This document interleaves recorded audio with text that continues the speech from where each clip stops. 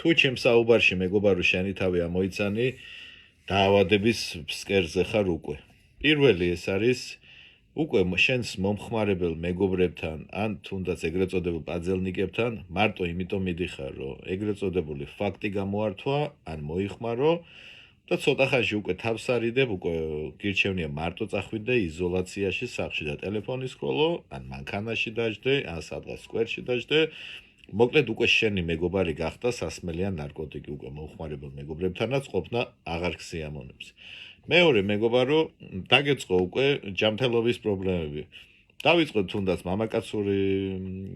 მამაკაცურ თემებზე ვისაუბრებ, უკვე ერექციის პრობლემები გაქვს, ალბათ 10 დღეში 2 კვირაში ერთხელ აჩვენებს 12 საათს, კუჩი გადიხარ ალბათ თვეში 2-ჯერ 3-ჯერ, 9 წესიერად არ გძინავს შფოთავ და ნელ-ნელა ამჩნევ რომ უკვე შენი რაღაც ბიოლოგიური მდგომარეობებით შეიცვალა.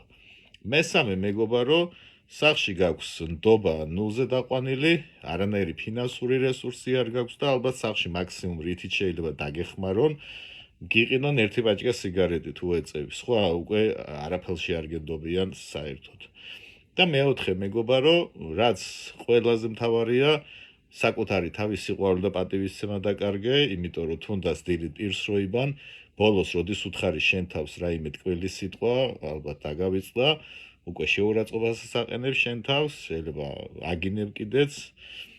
ამიტომ მეგობარო, თუ ჩემს საუბარში ამ პუნქტებში რომელიმეში შენი თავი აღმოაჩინე, სავარაუდოდ უკვე ფსკერზე ხარ და რეკომენდაცია რაც მექნება, შეწყვიტი ამ დაავადებასთან ბრძოლა, შეწყვიტი ჭიდაობა და თვითკურნალობა და რასაც გირჩევდი, ითხოვე დახმარება მეგობარო და აუცილებლად ყველაფერი დავაგდება.